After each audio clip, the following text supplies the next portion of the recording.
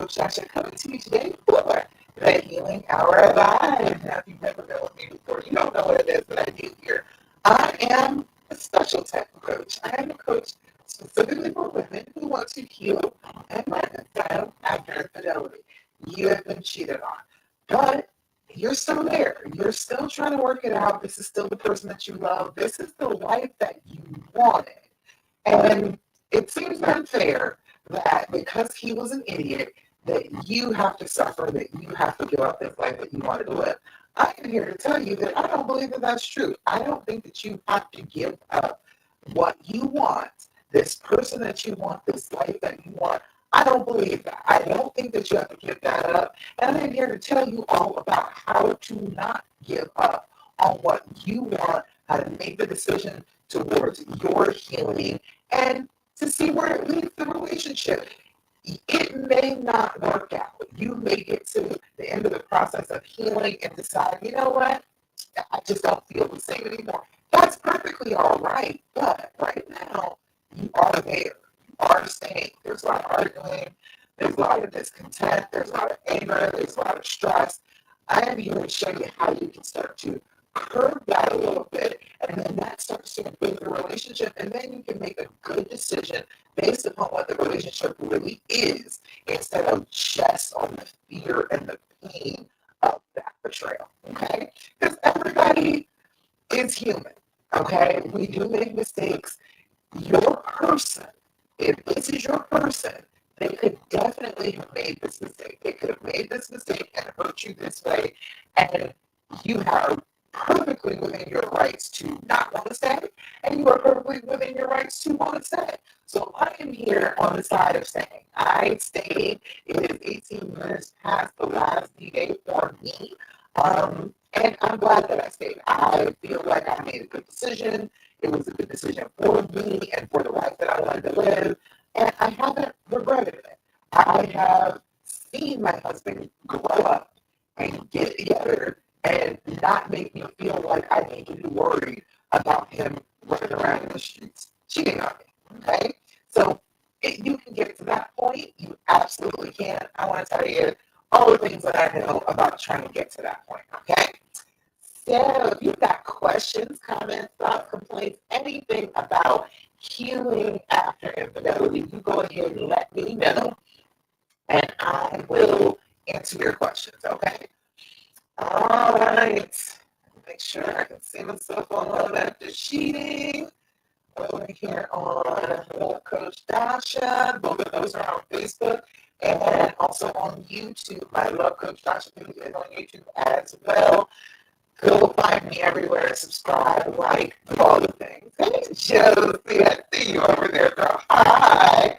Glad you're here. If you got questions, put them in the comments, okay? All right. Over like Coach Tasha. Can I see? Can I see? Yes, indeed. All right. Fabulous. Everything is good. All right. Chanel, hi. How are you doing, girl? Glad you are here. Put any questions that you have in the comments. I'm here to answer all your questions about healing and reconciling after infidelity. I know it's a hard thing to do. I know that people will tell you that you can't do it. That, oh, you're just a doormat, you're just a pick-me, all of that negativity. And I get why, because you've been hurt, you've been betrayed, and then everybody has the exact same response to being hurt and betrayed. We feel like we have to get that person out of our lives, get away from them, make sure that we separate. But if it's the person that you were trying to have a life with, it's a little bit more difficult. It's not just, oh, kick them to the curb. You have a life with this person. You had a future that you were going for. You shouldn't have to give that up just because they were an idiot, okay? So we are going to talk about it today.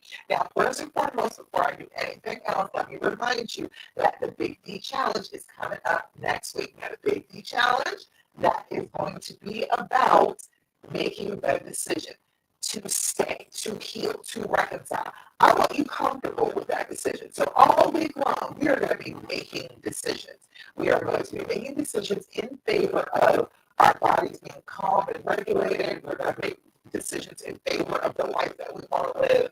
all week long. So by the end of that week, you should feel pretty good about your decision to stay and heal and reconcile for right now. So look out in the comments. I'm going to give it to you in just a second. Give you the link to sign up for the Big D Challenge. Absolutely free. You go ahead and sign up, give me your name and your email address, and you're in. And I will send you all the information that you need to know about the challenge. So on Love Coach Dasha, let me put it in here. We are going to have a ball, okay? And give out prizes too. So you always want to come for a prize, you know what I mean? All right, got that in there. Love Coach Tasha, Love After Cheating is my Facebook group, 6,000 women strong. You're not the only one who wants to stay and reconcile. You are not the only one. Don't let people fool you into believing that you are not just crazy and isolated. There are plenty of women who hear my message and are like, yes, absolutely, let me join the group because I need that in my life. So you are not the only one. Don't let anybody convince you that you are just so abnormal. You are not, okay? All right, so I put that in. Love Coach Tasha, that is on the Love After Cheating group. I did not open YouTube yet, but I'll put it in there in just a second. So we are going to chat about the practices, the things that you can do right this minute, all by yourself, without including the person who hurt you, that are going to start to get you regulated, start to get you in control of your emotions, start to make you feel a little bit better after this infidelity. You've got to heal. Regardless if you stay or go, you still have to heal. That work still needs to be done no matter what. So we're going to work on the things that you can work on all by yourself. These practices that are going to help you to start to heal, to start to reconcile, okay? And the first one that we're always going to talk about every time we get together is doing your deep breathing. Have you been doing your deep breathing? If you have not, I need you to get on that. You are slacking if you are not doing your deep breathing. Your deep breathing is going to be a key to telling your brain and telling your body that you're actually safe. When we have been through this type of betrayal, this type of pain, our bodies are automatically looking and scanning for everything that's going to go wrong. And if we are doing, hey, Brittany, I see you, girl. If we are doing our deep breathing, we are telling our brains, hey, we are actually safe. We are not in any danger right now. I know I was hurt. Yes, absolutely. I completely agree with that. But I am not hurt right now. Nobody is after me. I am trying to heal. I'm trying to bridge this gap with this person that I love. That's what I'm doing. So if you do that on a regular basis, you're constantly telling your brain what you want it to do. That is a key thing. If you don't know this, let me tell you. You have to tell your brain what you want it to do. Okay? You can listen to your brain just fine. Everybody does that.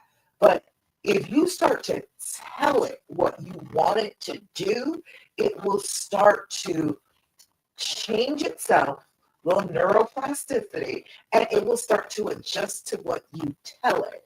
Our brains don't know the difference between fake and real. They don't know the difference between imagination and reality. So whatever you tell it consistently is what it will believe. You said, who? I don't know what the who is for. How am I? I am doing fabulous, girl. I am having a wonderful day. This has been a very good day for me. I feel like I got done all the things that I needed to get done, and then I get to come and talk to you all. So I'm very grateful for that. All right, let me see. Over here on YouTube, I am putting in the comments the link to join me for the, oh, come to the video, to the Big D Challenge, all right? If you have not made this decision to stay and heal and reconcile, this is what you need to do. This is what you need to do to feel comfortable about it, to feel like, okay, I got this, okay? 1 second. Let me put that in the comments. There we go. Okay, so sign up for that. All I need is your name and your email address. That's all I need. And you will be signed up for the Big B Challenge. Make this decision to stay and heal and reconcile all for yourself, okay? So we're doing our deep breathing. Now, what I do is 4-7-8 breathing. Now, you can do whatever breathing technique you please, okay? There are tons of them. Pick one and run with it. It's fine. It does not matter if you do this particular one. The whole point is fully inhaling, fully exhaling that excess carbon dioxide, telling your brain that this breathing pattern shows that I'm not running, I'm not fighting, I'm not in any danger, everything is all right. Once we do that, once we can calm ourselves, and that takes practice. Do this 5 times a day, and you should be able to get back in control of your brain after this pain has happened to you. Do this 5 times a day, and tell your brain that you're actually safe and things are all right. Okay? We are not in fight or flight. We are perfectly fine. We're perfectly safe. All right. So I do 4-7-8 breathing. What you do is blow out. Try and empty your lungs. Then you're going to inhale through your nose for a count of 4. Hold that breath for a count of 7. And then you're going to blow out like you're blowing out an entire cake full of birthday candles for a count of 8. We're going to do that 3 times together just for the sake of time on the live. But like I said, 5 times a day while you're doing it. Set an alarm in your phone. Put that in your phone as an alarm. Deep breathing. And then do it when the alarm goes off. If you do that consistently, if you tell your brain what you want it to do, you will be calmer, you will be cooler, you will be in control of yourself in a way that you are not after this infidelity has happened, okay? All right, so we're going to do our deep breathing together. Come join me. Do your deep breathing with me. First things first, we're going to blow out. Inhale through your nose. 2, 3, 4. Hold it. 2, 3, 4, 5, 6, 7. Blow out. 2, 3, 4, 5, 6, 7, 8. Again. Inhale. 2, 3, 4. Hold it. 2, 3, 4, 5, 6, 7. Blow out. 2, 3, 4, 5, 6, 7, 8. Last time. Inhale. 2, 3, 4. Hold it. 2, 3, 4, 5, 6, 7. Blow out. 2, 3, 4, 5, 6, 7, and 8. Beautiful. How do you feel after you do your deep breathing? Put it in the comments. Let me know, is there a change? This should be a physical change. What we need to understand when we're trying to heal from this type of trauma is that it is a physical thing. Yes, your hurt was hurt, but that hurt is inside this body, okay? This body is what we've got to get in control of after this type of pain, after this type of trauma. Trauma is fully a physical thing. It affects your body physically. That's why it feels so bad, because it's actually changing the way your body is moving, the way your blood is flowing through your veins. It does all of that. So if we can get back in control of what the body is doing, we're going to feel better mentally and emotionally. Okay? All right. Put any questions that you have in the comments about doing your deep breathing. All right. If you have not signed up to go to my Love After Cheating group, go Facebook, go now, run, go sign up, go click on the link and go to my Facebook page, Love After Cheating. That is the main place where I am. That is where I will sit and talk to people, answer questions, all of the things. So come on over there if you want to talk to me. All right. All right. And of course, sign up for the Big D Challenge 2026, the Big D Challenge. This is a big decision that you have to make. I want you to have help with this decision. All right. So the next thing that we are always going to talk about when we get together is doing your journaling. Have you been doing your journaling? I need you to jump on that. If you have not been doing your journaling, you need to give yourself that self-care time. You have been through a trauma. We need to process that. We need to talk about that. We need to think about the things. We need to write them down so we can get them out of our heads and down onto paper so they don't drive us nuts as we are trying to heal from this. If you are consistently just repeating thoughts over and over and over again, write the thought down. I swear it will give you clues as to how to heal. Okay. When we're doing our journaling, what we need to do is do our date, time, and level of anxiety. Okay. Level of anxiety is very important, but the date and time is super important as well because it lets you know what the pattern is. You will be able to see if every Thursday at 9:23 p.m. you are freaking out, you are having a hard time.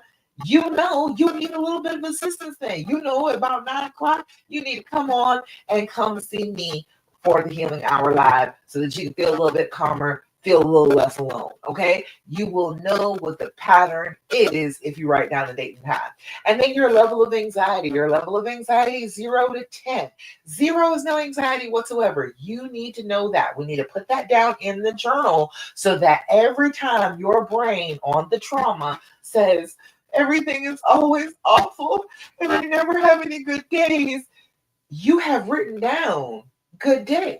You have put in your journal. This was a 0 day. I had no anxiety. Things were going well. I wasn't even thinking about the cheating. I wasn't thinking about any of that stuff. I was having actually a pretty good day. You will find out how much your brain lies to you using your journal. Okay. And then there's a 10. A 10 is an absolute loss of control. You are out of control of yourself. I want to rip my hair out, tear my clothes off, run screaming down the street naked. That is a 10. You are not sitting down at your journal with a pen in your hand, writing that you're a 10 if you're a 10. You are throwing the pen. You are throwing the journal. You are tearing the pages out of it.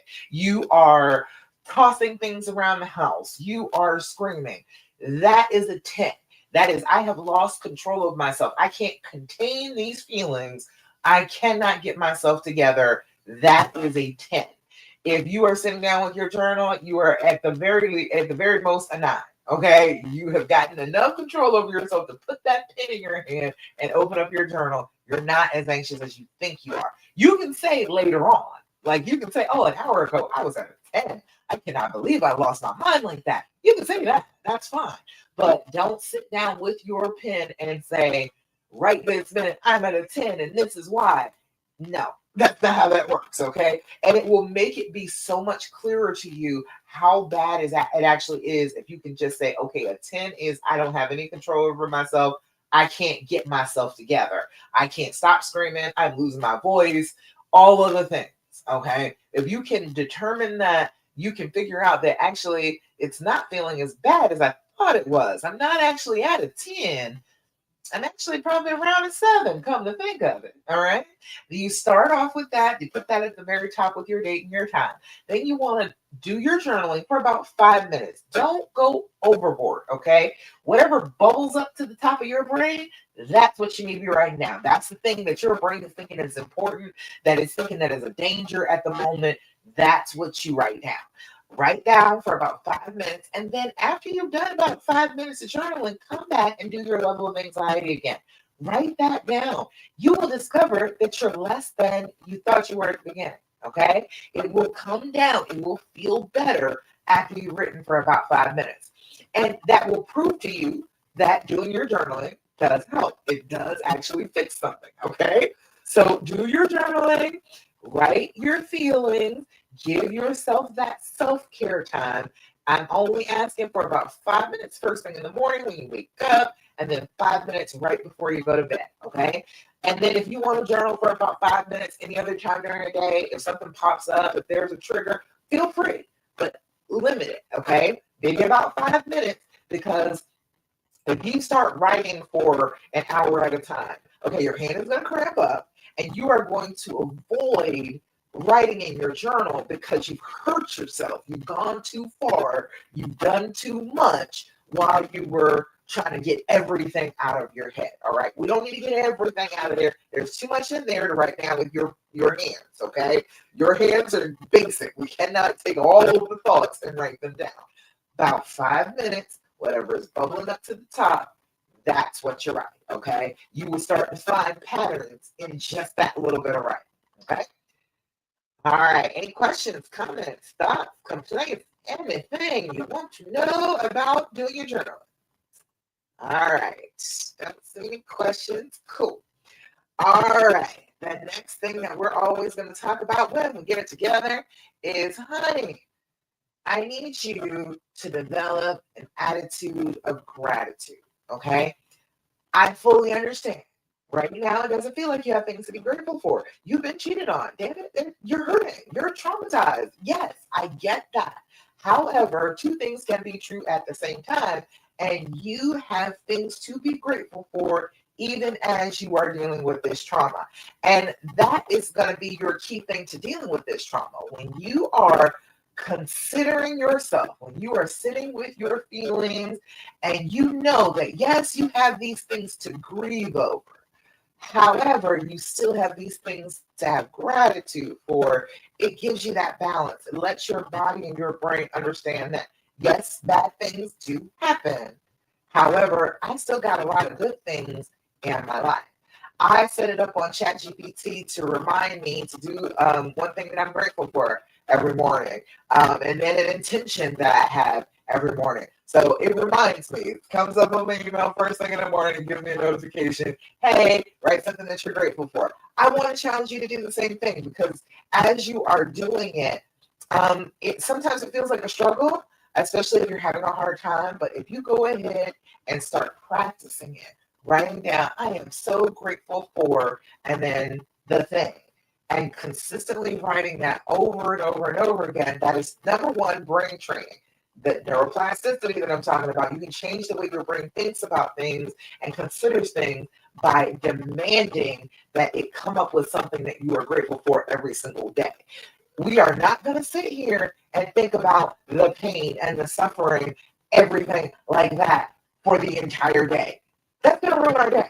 Okay, that is not going to be any fun. If you wake up first thing in the morning and write down things that you are grateful for, that trains your brain that that's the direction you're going today. We are not going in the direction of pain and suffering. We're going in the direction of gratitude and joy and love and light. That's what we want. We want more of that. We don't want more of the pain and the suffering.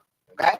So I want you to do this, make it a practice. That's why I do Thirsty Thursday. Everybody that's here with me now, put in the comments something you are grateful for. I'm going to shout you out, okay? I want you to share the good. Yes, you are in pain, and it's real easy to share the pain. But there are other women who are going through the exact same thing you are that need to hear something that you are grateful for, so it can spark something that they are grateful for, okay? So, put that in the comments. I will try it. Put it in the comments if you have something that you're just so thankful for this week, today. All right. I'm grateful for Amazon. I'm trying to tell you. I love a package at my door. I always loved mail. I always loved getting mail as a kid, and now I can just order stuff and get packages in the mail. It's beautiful. I love it. I'm grateful for that. I am grateful for the MVP lipstick. Fenty is always holding me down. All right. I am grateful for.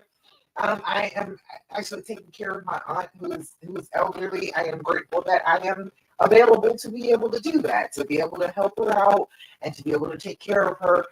It's, it's a whole bunch of time and stuff, but I'm glad that I'm able to be there for her. She's one of my favorite aunts. She was the one when I was a kid, she went all off and, had her own life.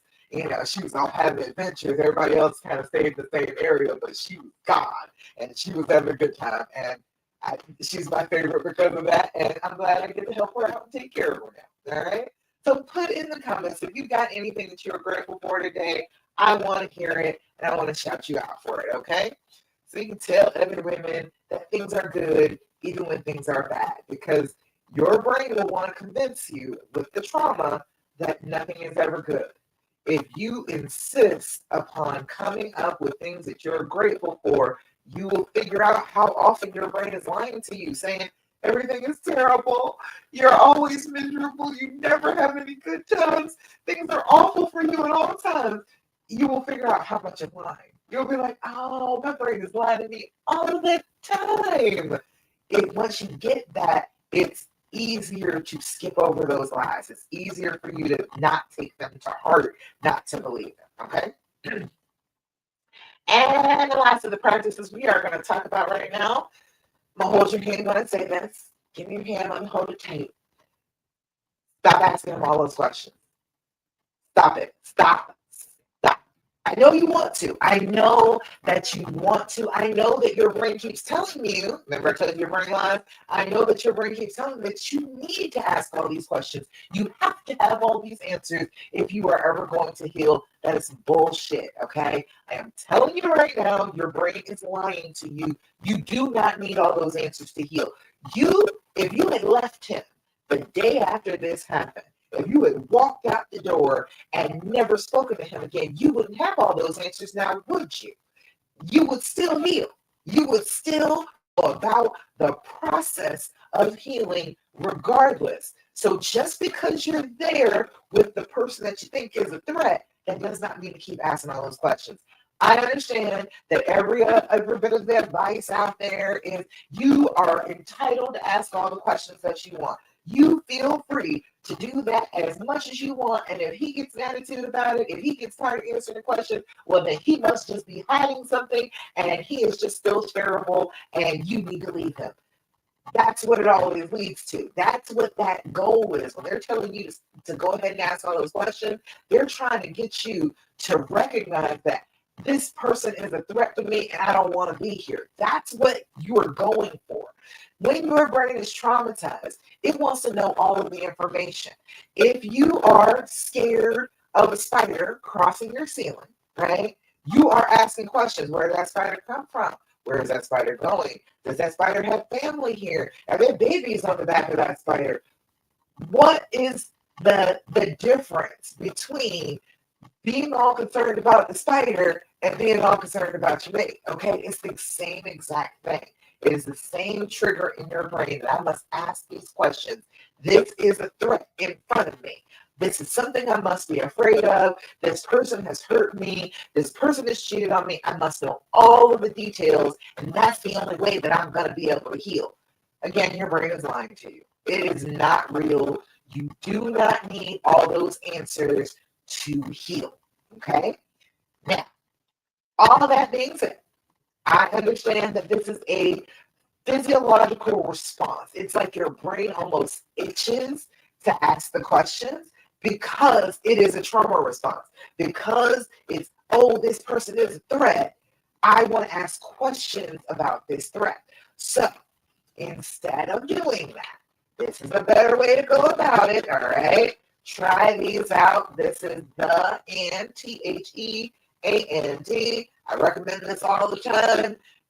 Go to Amazon, put in the and in the search. It'll pop right up. These are like $30. It's an excellent game. This is like 199 questions. That's the connection, the healing edition. So it's actually designed to create more connection, to help you connect with this person. Instead of looking for ways to believe that they are a threat, you are looking for ways to connect with them. And that's what your brain tells you too, isn't it? Your brain will tell you, oh, well, if I ask a whole bunch of questions, then we will connect and this will not happen again. No, again, that's what your brain is trying to convince you to do. So you'll ask a whole bunch of questions about the affair. These are specifically about the relationship between the two of you, healing that connection between the two of you, not you asking about the affair, the sex they had, the things they said, how long it went on, where were they. You don't need all of that. All right, try these. It's a little bit better. So, give you a couple of these questions. You don't need a ton of these. This 199 questions. I think I've been saying these for like 3 years. I don't think I've ever gone through the entire box with y'all. All right, you do not need every single question to feel connected. Do 2, 3 of them tops, and have a really decent, deep conversation about each one instead of trying to go from thing to thing to thing to question to question to question. Okay? So, give you a few. This one says, when was the last time our relationship changed? And what do you think that has led us to? That is a key question for long-term relationships, honey, because your relationship is going to change all the time. if you are trying to have an entire lifetime with somebody, you got to think about the fact that you're changing through an entire lifetime. So your relationship is going to change. So we've got to think about that. We've got to anticipate the changes coming up, make sure that we're doing things to connect and feel loving and understanding so that we don't lose that connection as we go forward, as we grow into the people that we're supposed to be. So when was the last time our relationship changed? And what do you think that has led us to? That's an excellent question. All right. Next one says, if you could go back in time, back to the first time we met, what would you tell me about our relationship? If he just walked up to you before you had ever met him, before you ever laid eyes on him, and he had a thing to tell you, what would you want him to tell you? What would you want him to say about the relationship that you had? Like, wouldn't you want to know that? That is an excellent question. That's a better question than what position did you have sex with her in? Like, that's not giving you anything. That's not giving you any kind of healing. This is more towards healing, okay? If you could go back in time to the first time we met, what would you tell me about our relationship? All right? And then one more. What do you think I have yet to achieve and why? That's a good question. Now, don't get sensitive. Don't let I got ADHD, don't let the rejection sensitivity get to you. What do you think I have yet to achieve and why? Take that as a goal. No, don't take that as a criticism. Take that as, oh, yeah, you're right. I could achieve that. I haven't been on that. I could maybe work on that. All right? Don't take it as negativity. Okay? Now, those are good questions. Way better questions than the questions you want to ask. So stop asking the questions that you want to ask and switch them up to maybe some of the questions from the end. The Healing Edition deck from the good people at the Skin Deep. Okay? All right. Now, let's talk a little bit about the decision making. So we're talking about the Big D challenge, and I want you to know where I'm coming from with this, why it's important, why this decision is such a huge decision for you. Okay? Let's see. The main thing that you need to understand is that nothing is going to change until a decision is made. All right? Period. You're not going to heal anything. You're not going to feel any better until you make a decision to feel better, to go in a certain direction. You can sit on the fence and get blisters on your butt if you want to, but nothing is going to change for you until you actually make a decision one way or the other. Either I'm in and I'm going to go about being in, or I am out and I am going to go about the process of getting out. Nothing will change. All right. You will stay stuck in the same exact position if you sit on that fence and you do not make a decision in favor of one thing or the other. You are just going to sit there and get blisters, and it's going to be troublesome to you. So we need to know that as we're going forward, to be able to heal from this, we have to make a decision. Nothing changes until the decision is made. Okay. We're not trying to fix your relationship all in this 1 week of challenge, all right? It's not going to be like all of a sudden everything is better. This is about the moment before it's fixed. This is about where you decide whether healing is something that you're going to participate in or something you're going to wait around and have happen to you. I am not a big proponent of waiting for things to happen to you, okay? That seems like you are letting go of your own agency. Instead of choosing what your life to be, you are waiting around for somebody to serve you up feeling better. I don't want you to do that. I love working with women who are just like, you know what? I am making that decision. I am participating in my healing. I am not going to wait for somebody to come along and give me healing. All right? He is not going to give you the healing. I know that you want him to, but he is not going to do it. You have to make the decision that you are not a victim anymore. You have agency and that you can heal. So what the Big D challenge is and what it's not. First things first is you're not deciding to stay forever. That is not what I'm saying. I am saying we are deciding for the right now. You're already staying. Okay? Most of the women that I talk to, you're already there.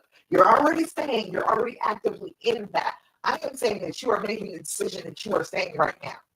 You are going to act like you are saying right now. You are going to do the actions of healing as you are saying right now. Okay? You're not deciding to forgive this all immediately. That's not what you're deciding when you decide to heal. We are focused on the actual healing. This isn't trauma. This is something that is physically and mentally happening to you, to this body. You've got to start to heal from that, regardless of if you forgive or not. Again, if you'd have walked out of the door the second this happened, you still would have to heal. It's not about forgiving him. It is about you healing from this trauma.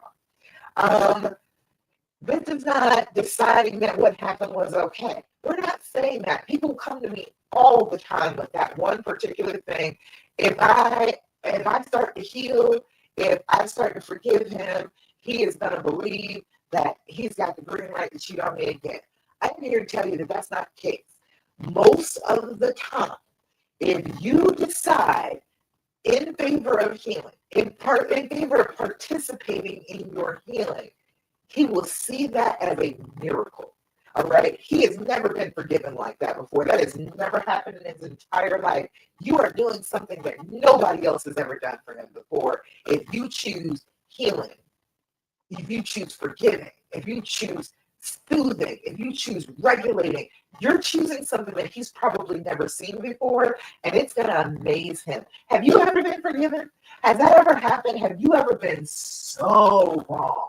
I mean, just wrong. It's two left shoes. You knew you were wrong. You knew you hurt somebody, and you did not deserve to be forgiven, but they started to heal with you, and they started to forgive you anyway. It's like a miracle. It is mind-blowing for that to happen to you. So you're not saying that this is fine and go ahead and green light to go ahead and keep hurting me again. This is, I cannot believe I have this miracle in my life. Let me make sure I don't hurt her again. Okay? And it's not deciding that they're off the hook, because they're not off the hook. They still have to deal with you being in pain and suffering a little bit. They're going to have to deal with some of that. This is not letting them off the hook. This is you healing. Some people that I talk to stay stuck because they think that deciding to heal means deciding the outcome of the entire relationship, and it doesn't. You are just deciding for yourself that you don't want to continue to hurt. You don't want to continue to suffer. That is what the big D is about, making the decision to start on the healing path. Regardless of what the relationship is going to do later on, you still have to heal. Okay? The big decision is you deciding to participate in your healing. It is deciding to stop letting fear make all the choices for you. When you go through trauma, your brain changes over to very fear-based, and everything will be based upon what I am afraid of instead of what I love, what I want, what I need in my life. It'll be based in fear. If we make the decision that we are not going to let the fear control everything, that means that we're making the choice of letting love, letting ourselves, our real true selves, not our fearful selves, decide what our life is going to be. And wouldn't that be better? If we have the choice between who we really are deciding our lives and our fears deciding our lives, isn't it better to have yourself decide besides your fears? I think that that's a better choice. I think that will work out better for you. And the big decision is deciding that you are worth peace. You are worthy of having peace and healing in your life, whether the relationship survives or not. You are worth that. You are worth being able to open yourself up again, to not be living in that pain and not suffering again. You are worth that. Okay? So this is not really about the relationship. This is about you.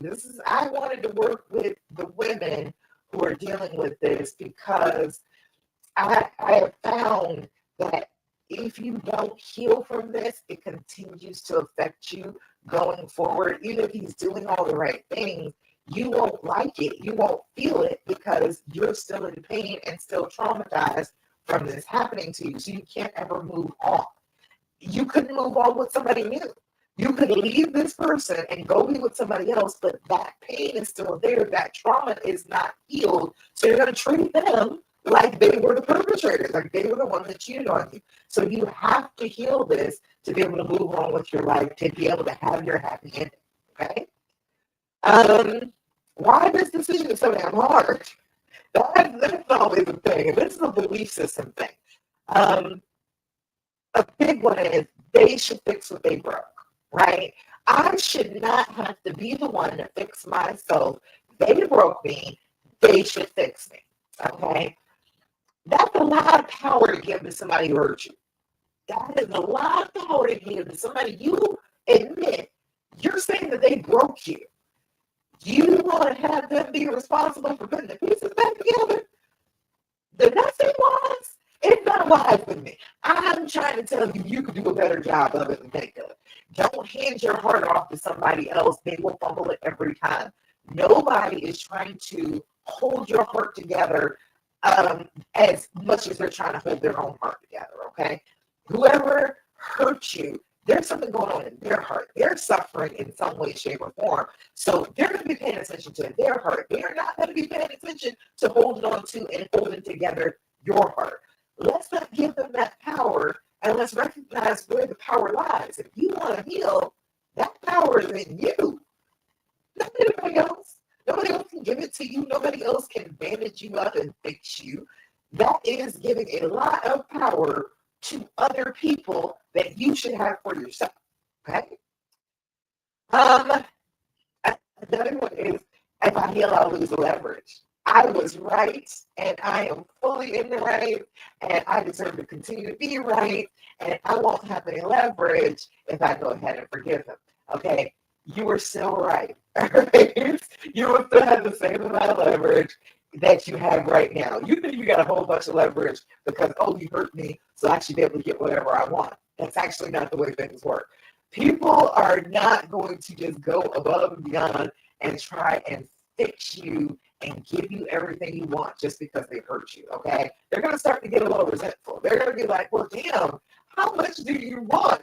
So you don't have as much leverage as you think you do, and you're not really losing any if you go ahead and heal. You actually gain some when you heal because, again, miracle. They're looking at you like, I cannot believe this person is so loving of me, is so kind, is so forgiving that they're able to actually get past this with me.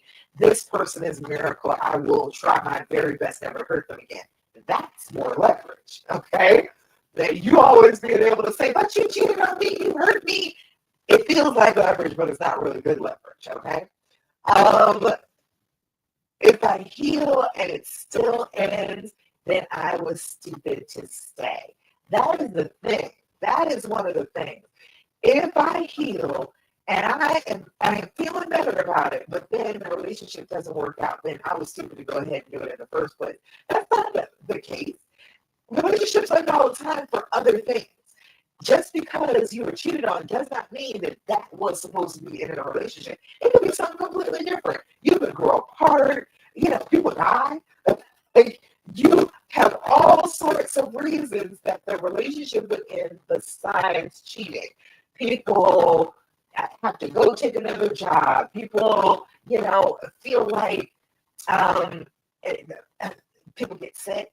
People get cancer and things like that, and relationships suffer from people who are in pain and suffering. All right, there's tons of other reasons why it wouldn't work out, but that doesn't mean it shouldn't heal in the meantime. That doesn't mean that just because in the far off distance a relationship could end, that doesn't mean you don't heal, and you just continue to suffer now. No, why would you do that? That's unnecessary. Unnecessary suffering for what? And then you weren't stupid to go ahead and heal and feel better. That's not a bad thing. That's not stupid. Even if the relationship ends, that's still a good thing. You still healed yourself. Okay? And if I decide to heal, I'm saying staying was the right choice. People are afraid of that. They are afraid that they're making the wrong choice to stay. So if I heal and I stay, it might turn out that staying wasn't the right choice. That might turn out to be the case. You're not saying anything other than I want to heal when you decide to heal. That's it. You're not saying anything about the relationship, about the future of the relationship. You are just saying that you want to heal, and that's a good thing. You should heal. You should be able to deal with traumas and bypass them and get to the next chapter. Absolutely. That's a good thing to do. You're not wrong for that. Okay? So the truth is most women are not undecided. They're afraid of the consequences of staying. It's not that you haven't made up your mind. I tell women all the time, especially in other groups, they're like, oh, I don't know if I made the right decision. And they want to stay on the fence about it. But I'm like, you've made this decision. This was not worth leaving him, divorcing him, splitting up the kids. It was not worth any of that to you. So just trust yourself on that. What are you doubting yourself for? If you felt like it was not a reason to leave, it was not a reason to leave. Leave it at that. It's not the decision, it's those consequences. It's I have to heal from this. I have to start treating him like I love him again. That's a consequence of staying and working it out. You got to start acting like you care again. You got to start acting like you want to be open to this person again. And people feel like, well, I shouldn't have to do that because he should be open to me and I shouldn't have to be open to him. No, that's not the way relationships work. That's not the way a good, healthy relationship is going to be. We don't want to stay closed off and separate from them. We wanted to connect. We wanted to be together. There's no need for you to be closed off and expect him to be completely open to you. That's not a real relationship. That's completely imbalanced.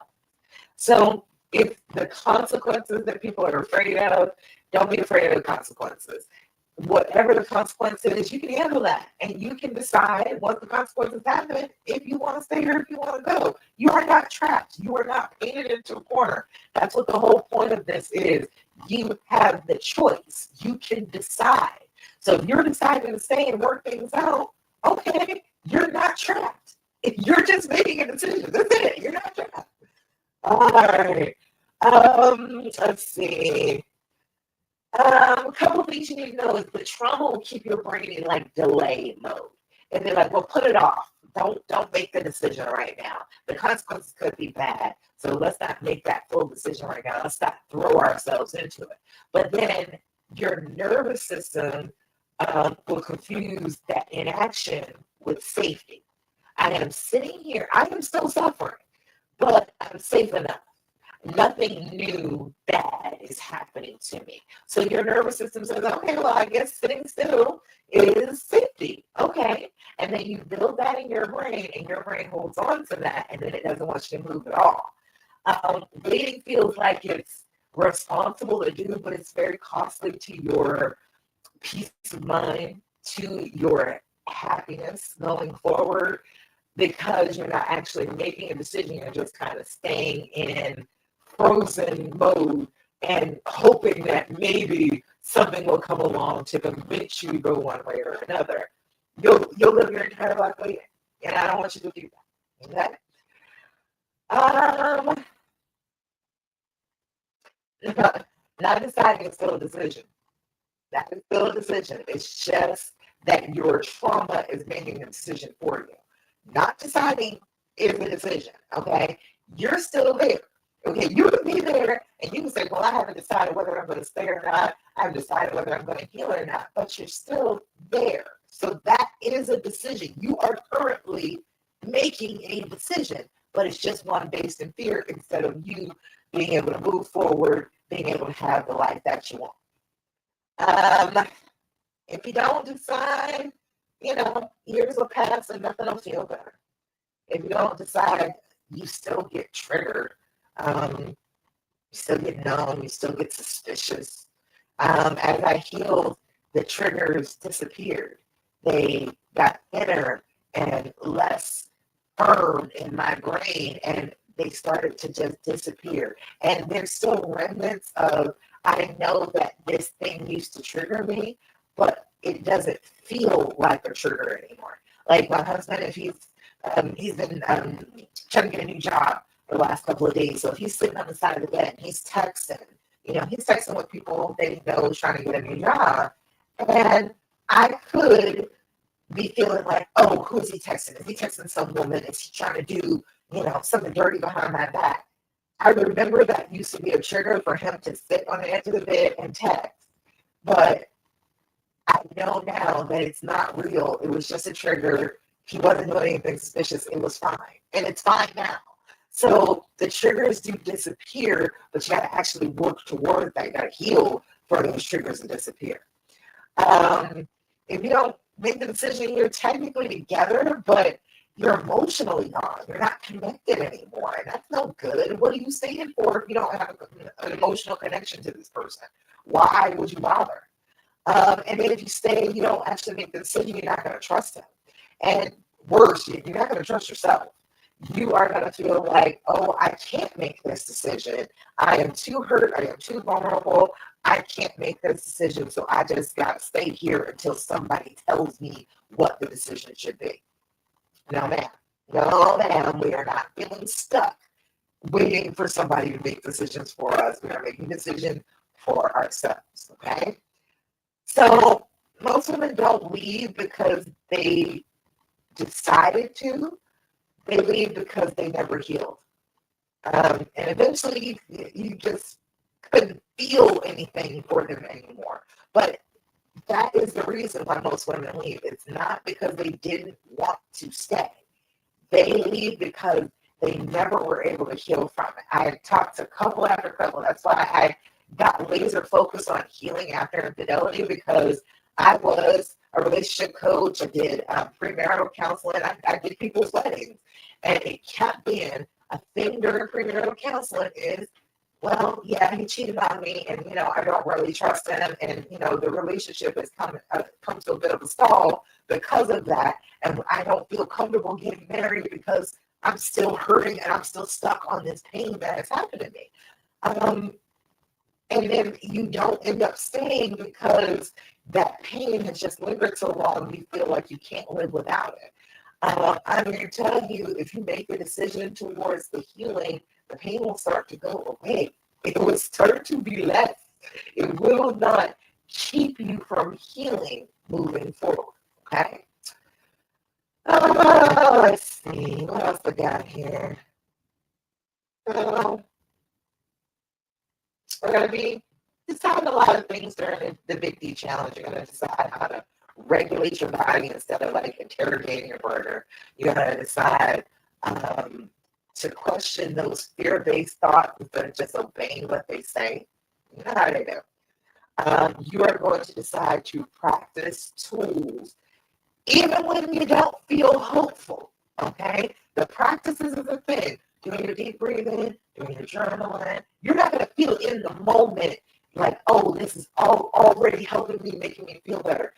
You might struggle. You might have to do it a few days for it to start to help you, but it will help you if you practice them. So we're going to decide to practice those tools regardless of how you're feeling so that you can start to feel better. It's going to be deciding to revisit the decision daily. When the doubt pops up and it is freaking you out, you're going to make that decision again to go ahead and go forward with your own healing. Okay? So it's not a one-time decision. This is a decision that you're going to have to recommit to, especially on the days that you don't want to. It is difficult. It is painful to have to make that decision. And you're going to feel like it's unfair. But you're going to have to make that decision over and over and over again to get to the point where you heal. And so I'm starting with this Big D Challenge so you can start with the basic decisions that you can make to start to heal this. I want you to know what they are. I want you to start to make them, start doing that habit of making a decision towards your healing each and every day, reminding yourself that that's what you want and doing something about it. That is what's going to heal you. That is what the challenge is going to give you. So next week, I'm running the Big D Challenge. It is in the comments. The link to sign up for it. All I need is your name and your email, and you will get an email from me about the challenge telling you what we're doing each day, giving you a recap, sending you to the videos, doing all of that. I want you to be able to every single day get that decision fix, that little bit of dopamine, and I am making a decision towards my healing. Whatever happens with the relationship is going to happen. Most of the time, if you just go ahead and heal, the relationship will heal. All right? What you do on the inside reflects on the outside. So usually that's what happens. If you heal on the inside, the relationship starts to heal on the outside, and then it becomes like a miracle. It's like, oh, all I had to do was heal, and it healed the whole thing. Oh, okay, cool. But you don't want to know that until you actually start to heal. Okay? So I want you to just recognize that this is not about forcing yourself to have clarity. This is just about doing the habits of healing. And the major habit of healing is deciding that you want to heal. That is the huge one. That's the one you need the most all the time, is deciding that you want to be healed. All right, so yeah, we're gonna do daily guidance. We're gonna really be clear about what is fear and what is intuition. We're going to support you staying with yourself instead of spiraling out. And this is going to be a space where you're not judged. Yeah, you are standing after infidelity. Big deal. All right, you're doing something difficult, but I am not going to sit here and make you feel bad about it. I have zero judgment about that. If you want to stay, I believe you. I believe that you feel like this is the person that you are willing to forgive, that you want to forgive. And if you think that about them, I think you're right. I think that you have come up with the person that you feel the most comfortable with, the person you love the most, and you want to heal. So I think you're right. Okay? If you're exhausted from going in circles and you don't know what else to do, this is where the circle can break.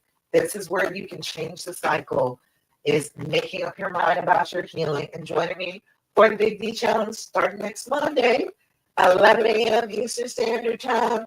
We're going to do about 20 minutes. It's not going to be longer than that. Maybe the first one will be a tiny bit longer than that, but it's going to be about 20 minutes every morning. I will give you decisions to make, give you a challenge every single day, and we will work on this. You will feel good about your decision-making abilities by the end of this, okay?